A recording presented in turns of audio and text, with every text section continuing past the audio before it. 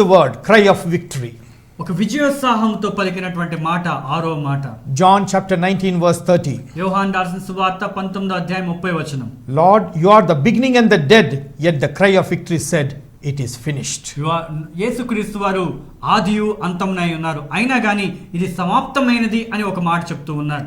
When he had the bitter wine, he said, it is finished. యేసు వారి యొక్క చేదు రసాన్ని ఎప్పుడైతే నోటితోటి పుచ్చుకున్నారో అప్పుడే ఆయన పలుకుతున్న మాట సమాప్తమైనది. Jesus is not finished. ఆ యేసుక్రీస్తు క్రియలు అలాగే ఆయన యొక్క జీవితం ముగించబడలేదు. He is the beginning and he is the end. ఆయన ఆదియు అంతమునై ఉన్నాడు. Then what is finished? అయితే అంతమైనది ఏంటి? The mission which was taken by Jesus is finished and accomplished. ఏ పని నిమిత్తమైతే యేసుక్రీస్తు వారు భూలోకంలోనికి మానవుడిగా వచ్చి ఉన్నాడో ఆయన చేయవలసినటువంటి ప్రతి ఒక్క పని ముగించబడింది. The set of plan of God the Father, God the Son and God the Holy Spirit is achieved. తండ్రి కుమారుడు లేకపోతే పరిశుద్ధాత్మలు చేయాలి అనుకున్నటువంటి ఒక ప్రణాళిక ఈ యొక్క సమయంలో ముగించబడింది. The association which had been lost is now regained. ఏ ఒక సంబంధం అయితే యేసుక్రీస్తు వారికి తండ్రికి మధ్యన ఎడబాటు వచ్చిందో అవన్నీ కూడా మళ్ళా పునరుజ్జీవం కలిగి ఉన్నాయి. The company of Adam which was lost in the Garden of Eden is now restored. ఏ యొక్క మరి సంబంధం అయితే ఆదాము అవ్వ గెత్సెమనే యొక్క వనములో కోల్పోయినారో ఏదెను వనములో అది మళ్ళా పునరుజ్జీవం అయినది. The ransom of Jesus for our sins is concluded. మనం పొందవలసినటువంటి పాప క్షమాపణ నిమిత్తమై యేసుక్రీస్తు వారు ఏదైతే క్రయధనం చెల్లించాలో వాటన్నిటిని కూడా చెల్లించారు, అది సమాప్తమైనది. The heaven which was suspended is now finished. ఎప్పుడైతే ఈ యొక్క పరలోక ద్వారాలన్నీ కూడా ముయ్యబడి ఉన్నాయో ఇప్పుడు తెరవబడడానికి ఒక అధికారం ఇవ్వబడింది. Is ceased and now it is opened for one and all. అది పరలోకం ద్వారా ముయ్యబడింది కదా, ఇప్పుడు తెరవబడింది. Remember that we are all born with an expiry date. మనం గుర్తు పెట్టుకోవాల్సింది ఏంటంటే ఏదో ఒక రోజు మనం కూడా చనిపోతాం. You and I may not be fortunate enough to know exactly when we will die. అయితే మనం అదృష్టవంతులో లేకపోతే ఆశీర్వాదం అనుకోవాలో తెలియదు, కానీ మనకి ఏ రోజైతే మనం చనిపోతున్నాం అనేటువంటి విషయం మనకు ముందుగా తెలియదు. What did we do that will stand the test of judgment day? మరి తీర్పు దినాన్న మనం ఎటువంటి రీతిలో నిలబడుతూ ఉన్నాం? Deny it as we wish, saying, Lord, when did I sin this? When did I not obey my parents? When did I have failed to give food to the poor or the clothing or the shelter? We will be asking this, and that will be on the judgment day. మరి తీర్పు దినాన్న దేవుడు మనల్ని అడుగుతున్నప్పుడు, అయ్యా ఎప్పుడు నేను పాపం చేశాను, ఎప్పుడు నా తల్లిదండ్రులకు అవిధేయుడై ఉన్నాను, ఎప్పుడు నేను ఇతరులకు ఆహారం ఇవ్వలేదు, వస్త్రములు ఇవ్వలేదు, మరి నీడనివ్వలేదు అని చెప్పి కొంతమంది అడిగేటువంటి అవకాశం ఉండవచ్చును. He died with assurance that his assignment was completed perfectly and eternally. మరి ఆయన ఏ పని నిమిత్తమైతే ఈ లోకంలోనికి వచ్చాడో ఆ పని నిమిత్తమై మరి సమస్తము పూర్తి చేసుకుని మాట పలుకుతూ ఉన్నాడు. He died without a single regret. He was only 33 years and he had finished his mission. అటువంటి మరి అరే నేను ఈ పని నేను చేయలేదే అని చెప్పి బాధపడేటువంటి పరిస్థితి లేకుండా ఆయన జీవించినటువంటి 33.5 సంవత్సరాల్లో ఆయన చేయవలసిన పని అంతటిని కూడా ఆయన చేసి చూపించారు. Though he ended his earthly days with a trauma, he would die with a satisfaction of knowing that the purpose of his coming had been successfully completed and fulfilled. ఆయన మరణించేటువంటి సమయం ఎంతో బాధకరమైనప్పటికీ ఆయన చేసినటువంటి పనికి బట్టి ఆయన ఎంతో సంతోషిస్తూ ఉన్నాడు. ఎందుకనంటే ఆయన బాధ కలిగి జీవించినప్పటికీ ఆ బాధలో కూడా ఆయన చేయవలసినటువంటి పని అంతటిని కూడా చేసి చనిపోయి తిరిగి లేస్తాడు. In these words lies the assurance of our own salvation. ఆయన పలికినటువంటి మాటల్లో ఒక నమ్మకం అనేది మనకు కలుగుతుంది రక్షణను బట్టి. Our personal debt paid by another to the Father by the Son. మరి తండ్రి యొక్క కుమారుడు మన అందరి నిమిత్తమై మనం చేసినటువంటి పాపాలను బట్టి అప్పుని అన్నిటిని కూడా తీర్చివేశారు. There was nothing left in the flesh that he could do for God. ఇంకా నా శరీరంలో ఏదో మిగిలిపోయింది, ఇంకా ఏదో చేయాలి అనేటువంటిది లేకుండా ఆయన సమస్తము ఈ లోకంలో శరీరధారిగా ఉండవలసినటువంటి సమయంలో ఏదైతే చేయాలో అన్నీ కూడా ఆయన చేశారు. He used everything for the payment of our sins. మనం ఏదైతే చెల్లించుకోవాలో మన నిమిత్తమై ఆయన సమస్తము కూడా చేశారు. A dying man once told me, ఒక చనిపోయే వ్యక్తి ఈ విధంగా చెప్తూ ఉన్నాడు, I have lived for myself all my life and now I have to face God. నా జీవితం అంతా కూడా నా కొరకే జీవించాను, ఇప్పుడు నేను దేవుడిని ఎదుర్కోవాలి అంటున్నాడు. I assured him saying, నేను ఈ విధంగా చెప్తూ ఉన్నాను, Jesus died without regret so that he could forgive all our regrets. మనము ఏ పని అయితే చేయాలనుకున్నామో ఆ పని నిమిత్తమై యేసుక్రీస్తు సమస్తము చేశారు. Jesus completed his work ఆ యేసుక్రీస్తు సమస్తము చేసి ఉన్నాడు. so that despite our uncompleted work we might enter heaven. మనము ఈ కొన్ని పనులు సరిగా చేయము కదా, ఆ పనులన్నీ కూడా చేసి చూపించారు. He successfully met God's standard to make up of our shortcomings. మనం ఏదైతే కొదువై ఉన్నామో ఆ కొదువునంతటిని కూడా యేసుక్రీస్తు తీసివేశారు. The sentence "it is finished" is but one word in Greek. ఒక గ్రీక్ పదంలో ఈ యొక్క మాట చెప్పబడి ఉన్నది, Tetelestai. తెత్తెలెస్తాయి. A repentance of our whole lifetime is just a moment for Jesus. మనం ఈ యొక్క సమయం అయితే ఏదైతే ఉందో అదంతా కూడా ఒక క్షణమై ఉండవచ్చు. Just the same way when Jesus said, "Do this in remembrance of me." అయితే యేసుక్రీస్తు చెప్తున్నాడు, నన్ను జ్ఞాపకం చేసుకుని ఈ పని చేయండి అని. But it takes a whole lifetime for us to do in his remembrance. అయితే ఆయన యొక్క పనిని మనం చేయడానికి జీవితం అంతా కూడా కలిగి ఉండొచ్చు. He said with a loud voice, ఆయన ఒక గొప్ప స్వరంతో ఈ మాట చెప్తూ ఉన్నాడు. Matthew 27:50. మత్తయి రాసిన సువార్త 27:50. 27:50 వచనం కనుక చూస్తే, And again in Mark 15:37. Mark రాసిన సువార్త 15:37 వచనం చూస్తే, Then Jesus gave a loud cry. అయితే యేసుక్రీస్తు వారు గట్టి స్వరముతో ఈ మాట చెప్తూ ఉన్నాడు. He wanted the whole world to hear this cry. ఈ యొక్క స్వరము లోకంలో ఉన్నటువంటి సమస్త ప్రజలు కూడా వినాలి. It was a cry of victory, ఇది విజయముతో కూడినటువంటి మాట, which has already echoed for 2000 years. ఈ యొక్క మాట సుమారు 2000 సంవత్సరాల క్రితం చెప్పబడినటువంటి మాట, and promises to echo till the ends of time. అయితే ఆఖరి వరకు కూడా ఆ ఒక మాట ప్రతిస్పందిస్తూనే ఉంది. He did not say, "I am finished." ఓ ఇది అయిపోయింది, పని అయిపోయిందని చెప్పట్లేదు. He did not say, "I am finished." నేను అయిపోయాను, ఇక్కడ నాతో సమాప్తం అయిపోయింది అని చెప్పట్లేదు. If we mean that, he died defeated. అంటే నేను నా పని నేను చచ్చిపోతున్నాను, నా పని అయిపోయింది, లేకపోతే నేను ఓడిపోయానని చెప్పట్లేదండి. ఒకవేళ ఆ విధంగా చెప్పినట్టయితే ఆయన చేయవలసిన పని చేయకుండా అయిపోయినట్లు అవుతుంది. This was not the end. అది అంతము కాదు. This was the beginning of a new chapter అది నూతన అధ్యాయానికి ఒక పునాది. in his eternal existence. ఆయన నిత్య జీవితం పొందుకోవడానికి He affirmed that he had successfully completed a great mighty work. ఆయన ఒక మంచి ఒక పనిని సక్సెస్ఫుల్ గా పనిని ముగించుకుంటూ ఉన్నాడు. His life on earth was closed not as a failure but as an achiever. ఒక లోకంలో ఆయన చేయాలనుకున్నటువంటి పని ఒక మరి సంపూర్తిగా చేశారు. ఓడిపోయినటువంటి వ్యక్తి చేసేటువంటి పనిగా కాకుండా విజయాన్ని కలిగినటువంటి వ్యక్తిగా చేస్తూ ఉన్నాడు. The plan of the Father and the Son designed this day on the very day of disobedience of Adam and Eve. ఆదాము అవ్వ ఏ యొక్క ప్రణాళికలో అయితే ఈ లోకంలోనికి నిమిత్తమే వచ్చి ఉన్నారో మరి ఆ యొక్క ప్రణాళిక అంతా కూడా యేసుక్రీస్తు ద్వారా మరి సరిచేయబడి ఉన్నది. It was perfectly executed from the manger till the cross. అవన్నీ కూడా ప్రణాళికబద్ధముగానే ఆయన పుట్టినప్పటి నుంచి సిలువ ప్రయాణం వరకు కూడా జరిగింది. Luke chapter 2 verses 49.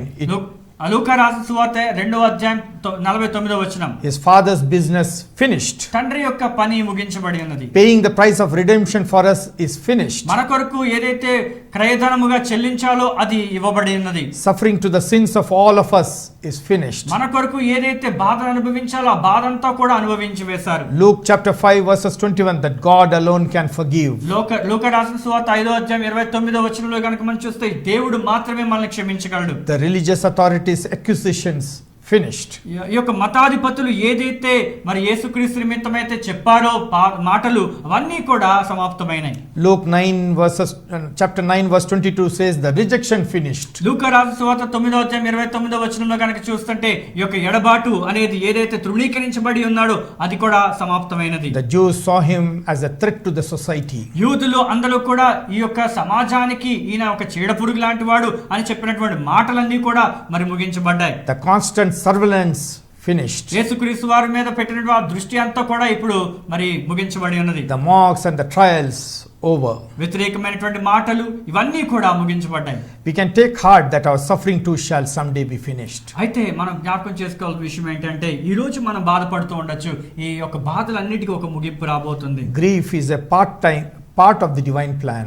బాధ అనేది ఈ లోకంలో దేవుని యొక్క ప్రణాళిక అయి ఉండొచ్చు. Jesus' suffering had come to an end. యేసుక్రీస్తు వారు అనుభవించినటువంటి బాధ అంతా కూడా సమాప్తమైనది. His focus was on his work.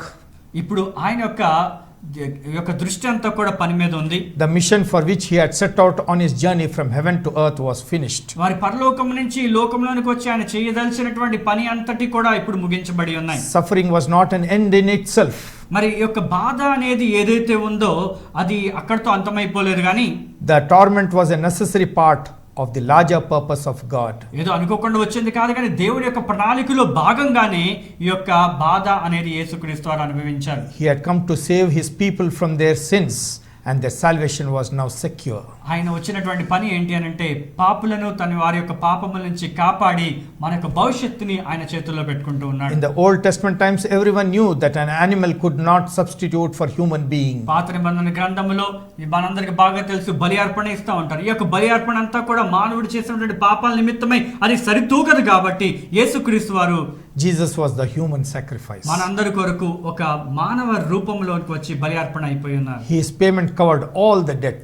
మనం చేసిన సకల పాపముల కొరకు ఆయన క్రయధనము చెల్లించారు. Now we can stand with confidence. అయితే ఈ యొక్క సమయంలో ఆయన ముందు తల ఎత్తుకొని మనం జీవించవచ్చు. Despite the thunder of the law and the lightning flash of justice. అక్కడ న్యాయము, తీర్పు ఇవన్నీ కూడా మన ఎదుట ఉన్నప్పటికీ కూడా మనం నిలకడగా ఉండగలుగుతున్నాం. For we can be saved beneath the cross. మరి సిలువ నీడలో మనందరము కూడా రక్షించబడి ఉన్నాం. He paid the very last cent of the wages for our sins. మరి మనం చేసినటువంటి ప్రతి ఒక్క పాపము నిమిత్తమై ఆఖరి రక్తపు బొట్టు వరకు కూడా ఆయన క్రయధనము చెల్లిస్తూనే ఉన్నాడు. Only Jesus knows the extent of our sins. యేసుక్రీస్తు మాత్రమే తెలుసు మనం ఎంత పాపం చేశామో అని. The sins we committed in our closed doors. మనము చీకటి గదుల్లో మనం చేసినటువంటి మరి పాపములు, Other places where we thought we are not washed. ఎక్కడెక్కడైతే ఎవరు నన్ను గమనించట్లేదో మరి అని చేసినటువంటి తప్పిదాలు, Of our secret sins. మన రహస్య పాపములు. Our debt was paid not in secret but in public. అయితే మనం చేసిన ప్రతి రహస్య పాప రహస్యముగా చెల్లించలేదు, కానీ అందరి ముందు కూడా మరి చెల్లించబడి ఉన్నాయి. So completely that no further payment will ever become due. అయితే ఇక చెల్లించలేనటువంటి ఒకటి ఏది కూడా లేకుండా సమస్త పాపముల కొరకు ఆయన చనిపోయి ఉన్నాడు. Satan understood that it cannot destroy us with guilt. శాతానికి అర్థమైపోయింది. అయితే ఇప్పుడు వీళ్ళందరినీ కూడా నేను ఏదో మభ్యపెట్టి వీళ్ళని ఏదో చేసి చెప్పలేను. ఇప్పుడు He tries us, drawing us to sin again and again. అందుకనే ఏం చేస్తూ ఉంటాడంటే మనం పాపాత్ములముగా చేయడం కొరకు మనలో ఉన్నటువంటి పాప ప్రేరేపణ ఒకసారి తర్వాత ఒకటి చేపిస్తూ ఉంటాడు. He tries to destroy us with fear. మరి భయముతోటి మనల్ని బాధ పెడుతూ ఉంటాడు. It fears us the bodily death. ఈ యొక్క మరణము, ఈ లోకంలో ఉన్నటువంటి మరణాన్ని బట్టి మనల్ని బాధ పెడుతూ ఉంటాడు. It takes us away from the spiritual death. అంతేకాకుండా ఆత్మీయ మరణమునకు దగ్గర చేస్తూ ఉంటాడు. We can fight Satan today, but the fight is fixed. అయితే మనము సాతానుతో పోరాటం అనేది చేస్తూ ఉంటాం, అది తప్పకుండా చేయాలి. The outcome is not in doubt. ఈ యొక్క బయటికి ఏం జరుగుతుంది అనేటువంటి విషయము అనేది డౌట్ లేకుండా మనం చేయొచ్చు. We shall have the victory. మరి తప్పకుండా మనకి ఈ యొక్క అపనమ్మకం అనేది అవసరం లేదు, విజయం మనకు కలుగుతుంది. Colossians chapter 2 verse 13 says he forgave us all our sins. కొలస్సీ 2:13 ఆయన సమస్త పాపములను మనల్ని క్షమించాడు. Matthew 27 verse 51 says, మత్తయి రాసిన సువార్త 27:51 కనుక చూసినట్టయితే, at the moment the curtain of the temple was torn into two from top to bottom. పైనుంచి కింద వరకు మందిరంలో ఉన్నటువంటి ఆ ఒక తెర చిరగబడి ఉన్నది. The earth shook and the rock split. అప్పుడు ఆ సమయంలో భూకంపం వచ్చింది, రాళ్ళు కంపించాయి. The curtain was meant so that the one who is offering is separated from the people, and that curtain is torn so that there is no more curtain between God and man. అయితే తెర ఎందుకు గుర్తుగా ఉంటుంది అంటే ఆ మందిరంలో మనుషులు ఇటువైపు ఉంటారు, యాజకుడు అటువైపు ఉంటాడు. మనుషుల నిమిత్తమై యాజకుడు అక్కడ బలి అర్పణ ఇస్తూ ఉంటాడు. వాళ్ళిద్దరి మధ్య తెర ఉంటుంది, మనుషులకి దేవునికి మధ్య. ఆ ఒక తెర ఇప్పుడు చించబడి ఉన్నది.